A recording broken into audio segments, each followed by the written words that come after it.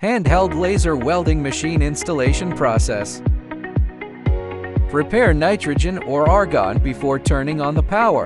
Connect the air hose we provided. Turn on the power switch. Turn the key to the on position and release the emergency stop.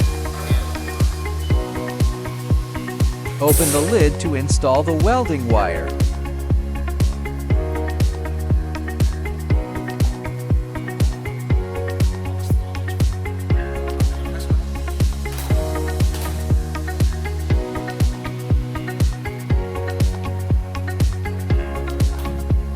Before tightening the pressure lever, please make sure the wire feed roller matches the welding wire diameter.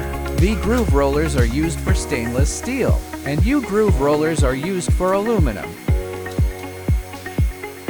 Connect the wire feed tube, then tighten the screw.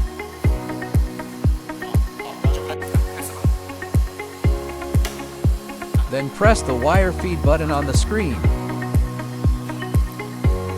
After the wire is fed out, we will install the appropriate wire feed nozzle. Install the wire feed tube onto the welding torch.